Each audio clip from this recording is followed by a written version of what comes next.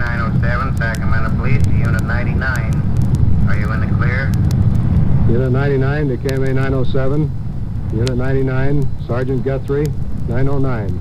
In service and on the air. This is Sergeant Bruce Guthrie of Unit 99 at Headquarters, Police Department, City of Sacramento, California.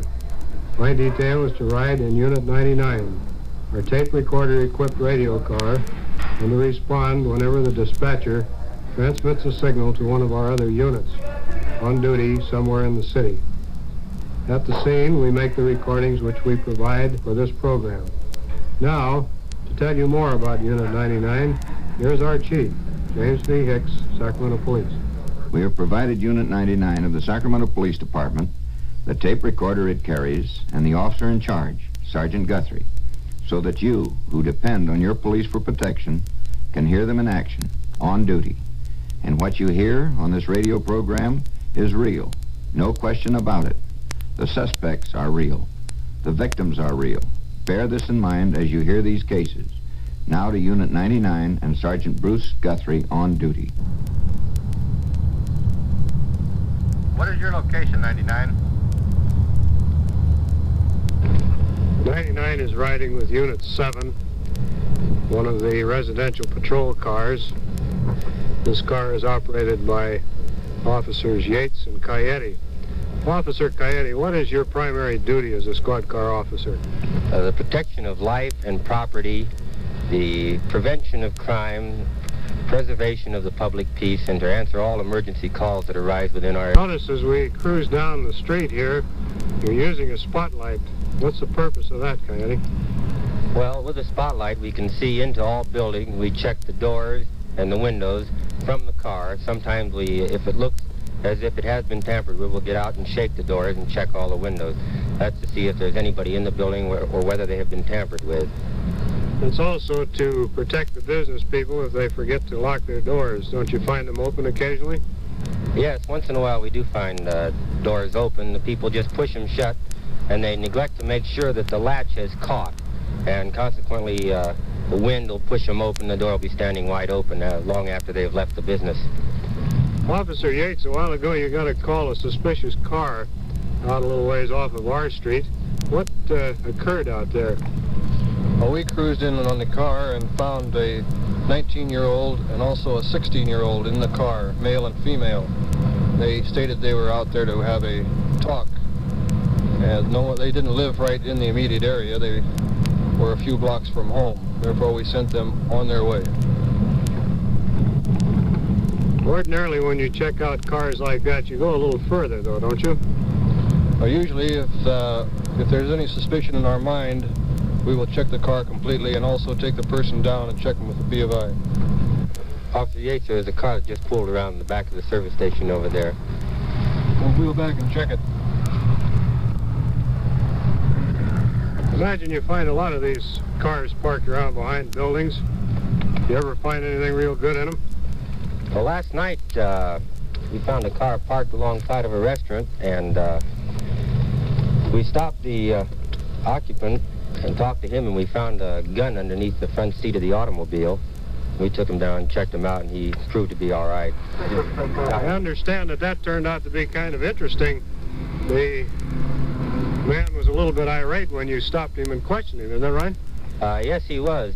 And he sings that he had a political science class some time ago, and the professor was telling him how he tied the police up in Berkeley up in knots, and he tried to pull the same thing here, but I don't think he was quite as sharp as the professor of California. What was the final outcome on that? You say the man had a gun in the car. You didn't book him, though, huh? No, we did not. He took the gun several years ago as security and threw it underneath the seat of the car, and the gun was never claimed by the rightful owner, and he'd forgotten all about it. So we checked the gun through the CII for possible registration of it, and also his name. And being there was nothing on it, and we turned him loose and kept the gun. Officer Yates, I see you checked that car. What happened there? The car was gone as we entered the station. Apparently somebody just drove around behind as we went by him. That's the way it looks. You seem to be heading over towards a liquor store here. Is there some particular reason for it? He has been the scene of recent holdups in the past few years. I think they've had around 8 or 9 in the past 2.5 years. How many? About 8 or 9, I believe it is. Out of those 8 or 9, I think you've caught most of them, haven't you? I believe 7 have been cleared through arrests. Well, the car's driving up onto the sidewalk now, right in front of the liquor store. Coyote's flashing the light in on the man that's working there. Make sure that everything is all right. Man doesn't answer the signal. Oh, there he is. He just waved from the back.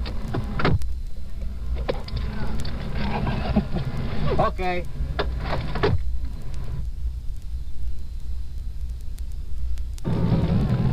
We're cruising down a residential street. The driver of the car, Yates, has his lights off. Why are you driving with your lights off, Yates?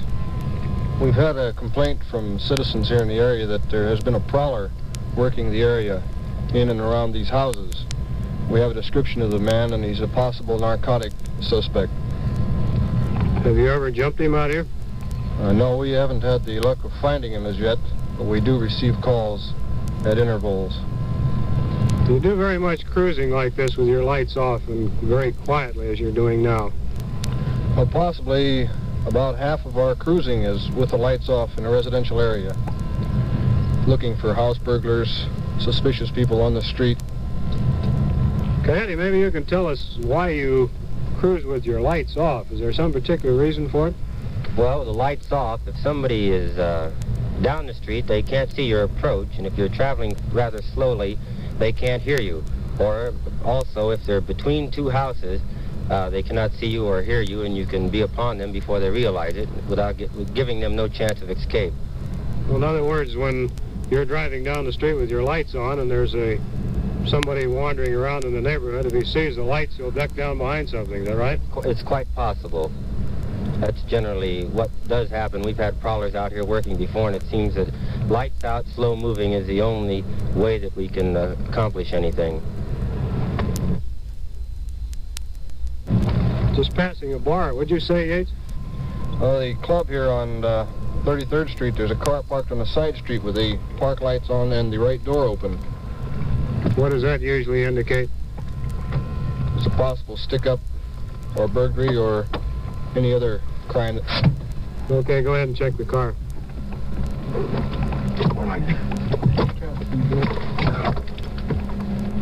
The officers are checking the car. There's no occupants in it. One of the officers is walking over to check the bar to make sure that everything is all right inside. Doesn't seem to be any unusual activity. What'd you find when you went in the bar there, Coyote?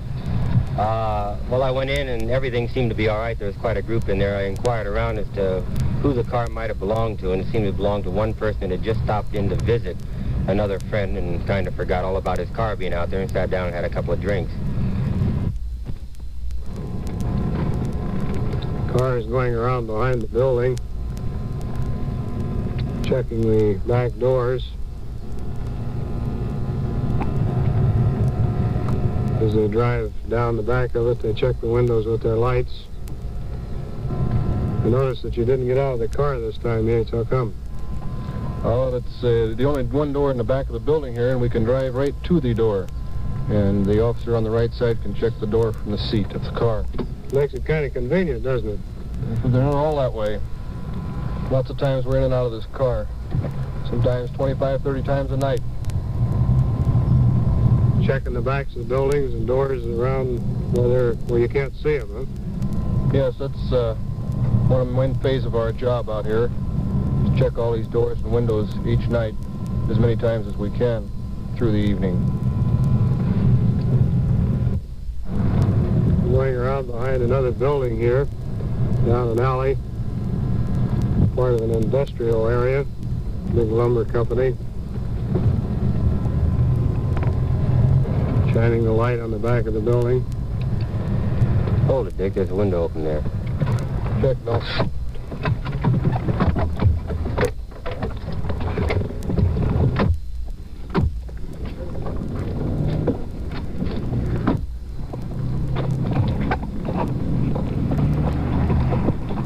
Officers have spread out, one of them going to one side of the building, the other one checking the back door. The window standing wide open. What's it look like, Patty? Well, it doesn't look like anything's been disturbed. Apparently, the owner of the building had just left it open. The dust on the windowsill has not been disturbed, and there's a Venetian blind behind it, and it doesn't look like it's been tampered with. The officers are getting ready to climb in the window to check the building.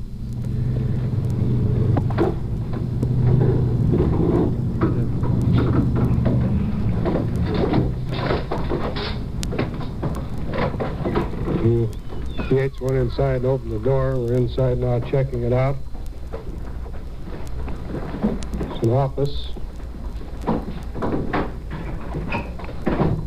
Doesn't seem to be anything disturbed. Anything in that closet back there, Yates? They have a small safe. Has been tampered with? No, the safe looks in good shape.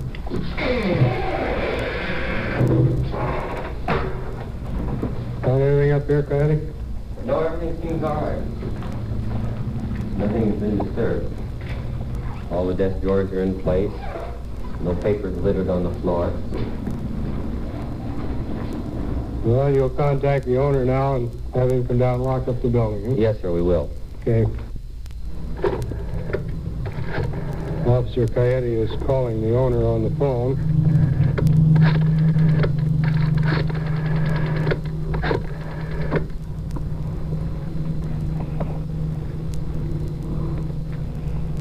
Hello? How do you do, sir? This is Officer Coyote of the Sacramento Police Department. And we found your building open this evening, the front window. We entered the building, and nothing seemed to be disturbed. Would you like to come down and check it out further, or is there anything you'd like us to do for you?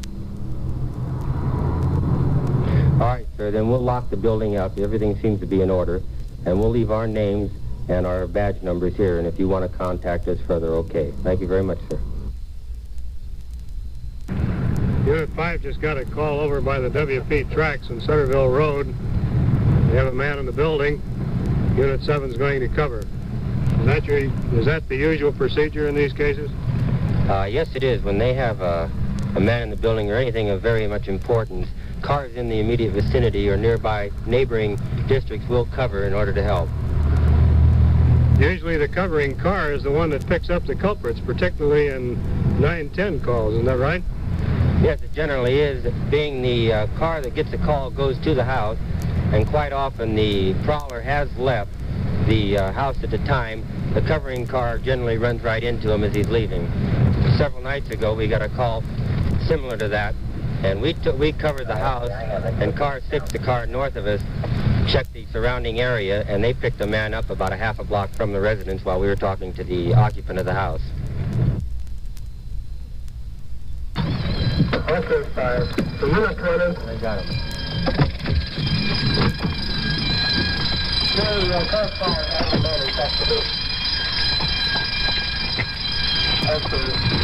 The officers are inside the building. We have men all the way around the building. There's deputy sheriff, traffic cars. They have the man in custody. They haven't been able to get the front door open yet. Hello. What's going, Pete? Oh, no, Mike. Just got one man. I think there's another man in the building. Do you have the place completely surrounded? Yeah. How did he get in, do you know? Not yet. We don't know. He said he went through the front door when I had him covered. Oh? He must have had a key because this is tight. Yeah, I see the officers are going towards the back of the building. There must be some way of getting out. Well, let's go around the side here and see what we can find out.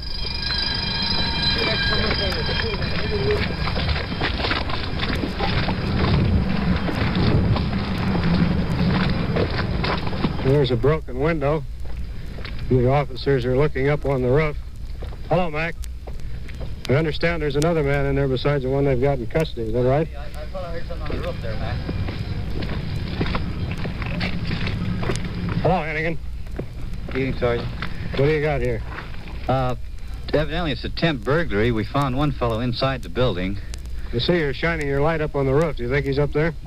We don't know. I heard movement of some kind, it sounded like on the roof. We'll probably check now. Couldn't move after. Burglarized the joint and get some party out. We're having quite a time trying to find a way into this building. Oh, here they have the man out on this side. Grab him now before he... Let's see if he's got anybody else. Yeah, okay, Mary. The officers had to lift the man over the fence. He must have got in through this side door after climbing this fence and locked the door in after him. I'd have bust the door open to get into the building to get at him while my partner had him covered. Have you checked the building out completely yet for that other man? Yes, we're checking it now. You're checking it, but you haven't found anyone? No. Okay, we're going to keep it surrounded then until you get through with your checking. His alibi. Could be, yeah. He was alone. Well, you might as well put this guy in a car until we make sure the building's clean.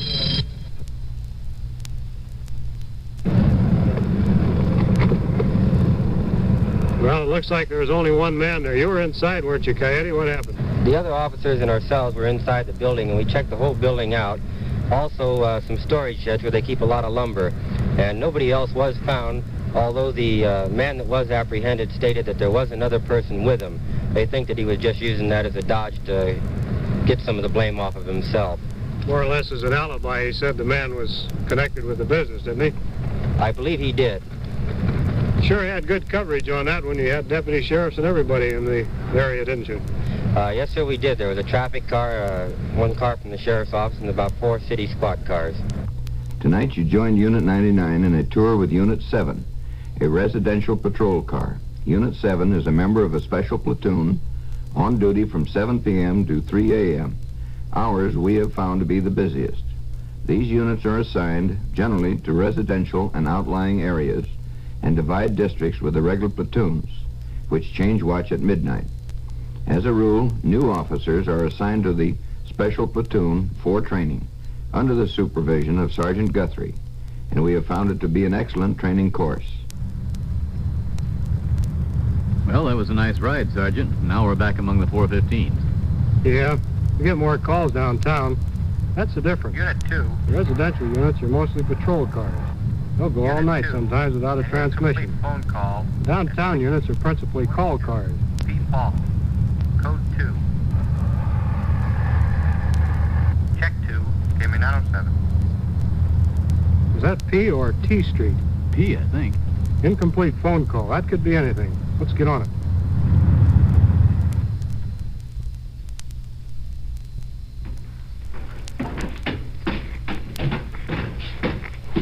He's singing tonight. I give him my honest opinion of what his singing sounds like. I told him it stunk.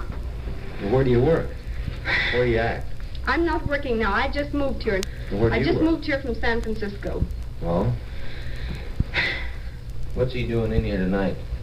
He just now walked in Did you ask here. him in? No, darling. I just left his apartment because he kicked me out. With a slap across the face, he come up here to my apartment. He gave me this and a kick in the chest. Well, what'd you let him in for? Because somebody knocked on my door and I answered, that's all. What do you want us to do with him? You know something? If he'll apologize to me and tell me that he'll never do it again and promise me, I mean this. You go ahead and smile, all 4 of you. Go right ahead and smile. Why should we smile? You're Well, the one that he's wants him smiling. to promise. Do you think that he'd keep his promise? Yes, but I just don't like this sort of treatment, you know that. And I don't think any woman would. That's right. You shouldn't be beat around. No No. reason for it. I have this where he kicked up my chest, he hit me here and then my chest. Where do you say you're an ape, and where do Yes, you work? I'm an ape and he's an ape. Well, where do you work? I worked at the Irisher in San Francisco. Is there anything cheap about that? Entertainers. I worked right here in Sacramento as a model. Entertainers. How come you didn't finish the telephone call when he called? I tried to. He was pushing the button. I wouldn't let her. Is that right? Yeah. That's right, yes. Are you going to apologize to her so we can get out of here? Yeah, I apologize. I'm Don't sorry. touch me. I'm sorry. And I don't intend for you to get on your feet I'm and back. sorry. Don't be an aper right now, please. I'm sorry. You know something. I told you that before they came here. I'm You sorry. did not. You were in front of who? I told you I'm sorry. May I have the floor, please? Oh, you want to I'm make the me look ape like now. I'm scared? No, you're not scared, and I'm not scared Yes, I either. am scared. You may be, but I'm not. You may be the aper now, but Well, I'm... you're not scared, honey, Oh, but well, I am. all right, that I'm the aper right now. Because I don't want to go through all this I'm stuff. not scared. You Well, I have shut up enough while I talk. intelligence. Well, let me tell you something now.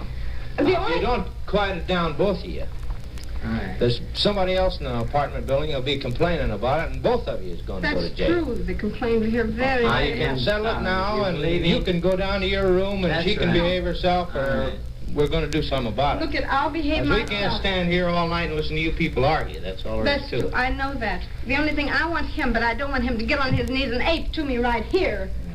I want him to apologize to me. Wait I for think you the best now. thing to do would be to get him out of here and separate him now, because it's going to go on. No, I'll forgive him perfectly well. You want to leave You see, the only thing I want is him to apologize, He did and apologize. not get on She his likes knees. me, Sergeant. How do you know she likes you? Do I know I? she does. How do you know? Do know I? she does. How long have you known her? He's known me for 2 days. The ape, he moved in here for 2 days ago. Don't make remarks like that, because I have no feelings for you. I don't want you Look, to have I want these you to feelings apologize for me, honey. and after I leave, I Did. don't You come wouldn't in. let me. I don't want you. I wouldn't have you, honey.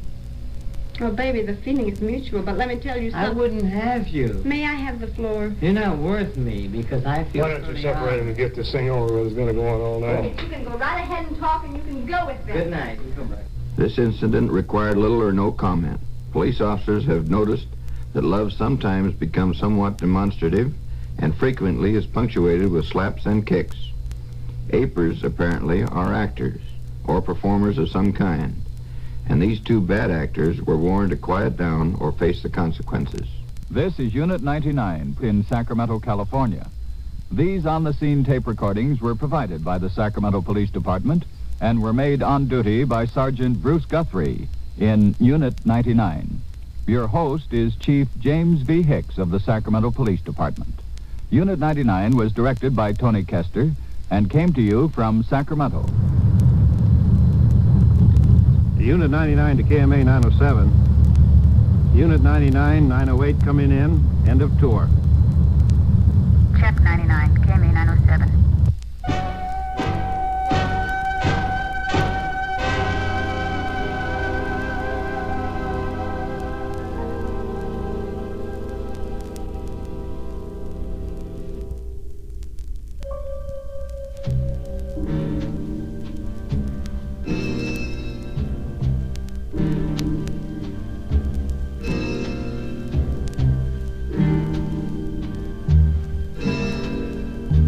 Unit 99 has come to you through the worldwide facilities of the United States Armed Forces Radio and Television Service.